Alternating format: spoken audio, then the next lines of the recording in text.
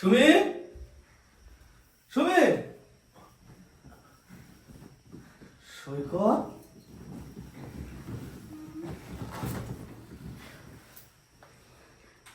ভাই তুই যা। সি সি, আমার ভাবতেও কষ্ট হচ্ছে যে তুমি আমার বিবাহিত স্ত্রী। আমার ভাবতেও কষ্ট হচ্ছে যে আমার আপন মায়ের পেটের ছোট ভাইয়ের সাথে সি এরকম দৃশ্য দেখার আগে আমার মরণ হলো না কেন? আমি কখনো কল্পনাও করতে পারিনি যে স্ত্রীকে আমি এতটা বিশ্বাস করে এই বাড়িতে রেখে গিয়েছি। আমি কখনো কল্পনা করতে পারিনি যে এই স্ত্রীকে আমি এতটা বিশ্বাস করতাম, সেই কিনা আমার বিশ্বাসের প্রতিদান দিলে এইভাবে।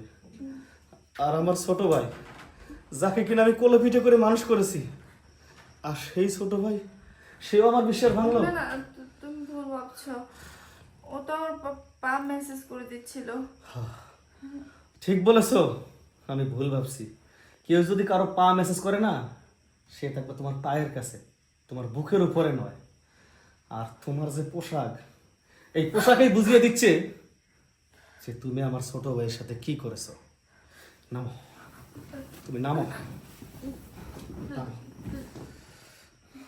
আমার ভাবতে খুব কষ্ট হচ্ছে, কাকে আমি বিশ্বাস করলাম। আরে মানুষ দুধ কলা দিয়ে কাল সাপ পোষে, সেই সাপ সবল মারে। কেন মারে জানো? কথায় আছে যে গরু ঘাস খেয়ে দুধ দেয়, আর সাপে দুধ খেয়ে বিষ দেয়।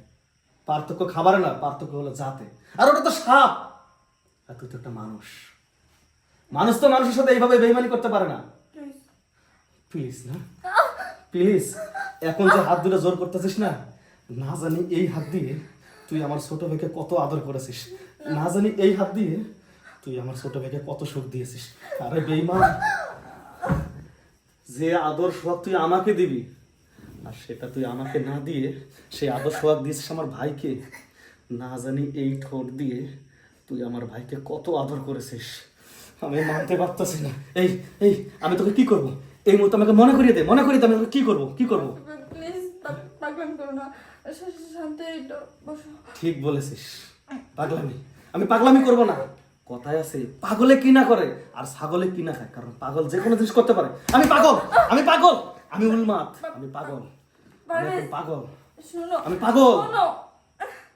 শুনবো, আমি তখনই শুনবো, কিন্তু তুই শোনার মতো অবস্থায় ছিলি না।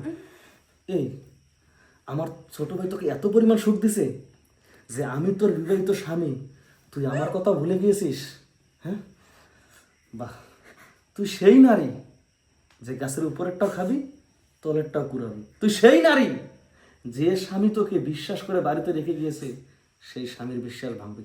তুই সেই নারী যে ভাই নাকি রক্তের মায়ের রক্তের ভাই, আপন মায়ের পেটের ভাই, সেই ভাইয়ের সাথে তুই ফাটল ধরিয়ে দিলি। তুই সেই নারী, তুই আরো অনেক কিছু করতে পারিস।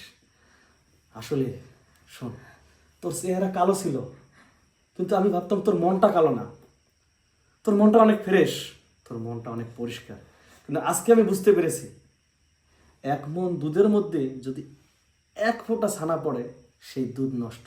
ঠিক তাই তোর চেহারা কালো, তোর ভিতরটাও কালো, তোর বাইরটাও কালো।